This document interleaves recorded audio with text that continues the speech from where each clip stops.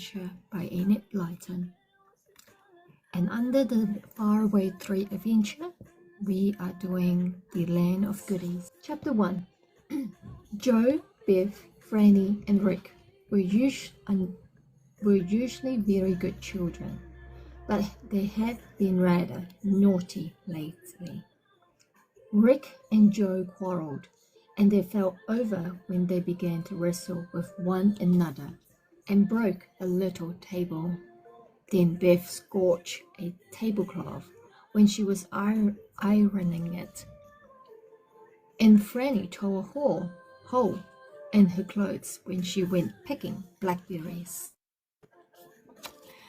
"Really, you are all very careless lately," said their mother.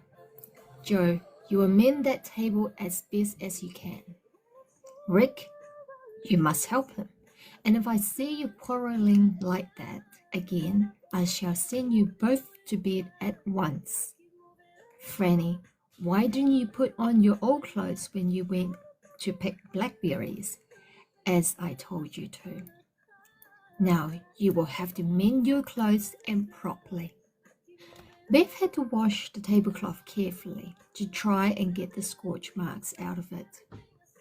"Oh my, it's a pity all these things have happened this week," groaned Joe to Rick, as the two boys did their best to mend the table. "I'm afraid the Land of Goodies will come and go before we get there. I dare ask Mother or Father if we can go off to the Fareaway 3. We've been so careless that they are sure to say no. Moonface and the others will be wondering why we don't go," said Beth, almost in tears.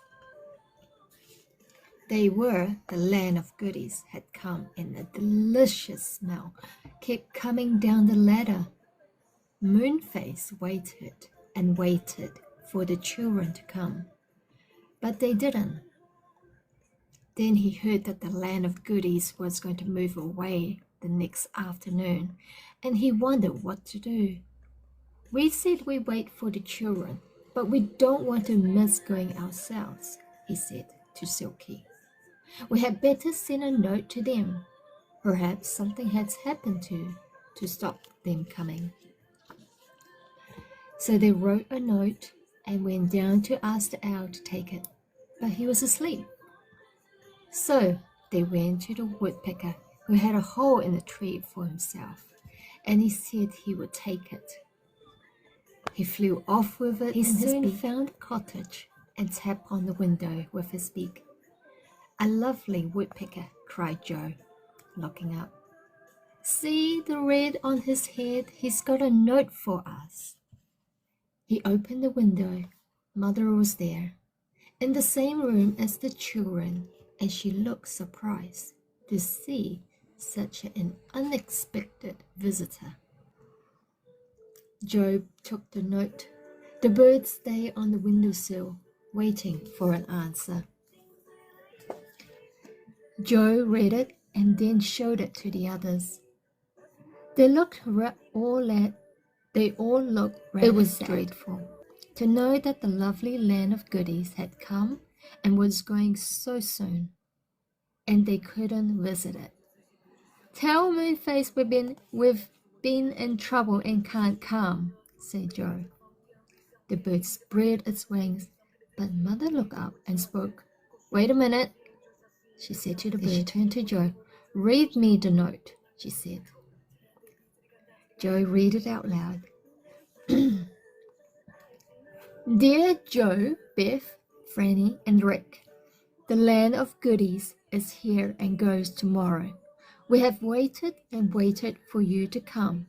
If you don't come tomorrow, we shall have to go by ourselves. Can't you come? Love from Silky Saucepan, Moonface." "The Land of Goodies," said Mother in amazement. "Well, I never did hear of such funny happenings. I suppose there are lots of nice things to eat there, and that's why you all want to go.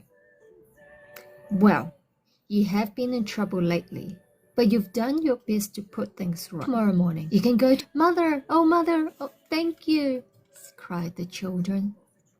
Thank you, Aunt Polly, said Rick, hugging her. Oh, how lovely. Tell Moonface we'll come as soon as we can tomorrow morning, said Joe to the listening woodpecker.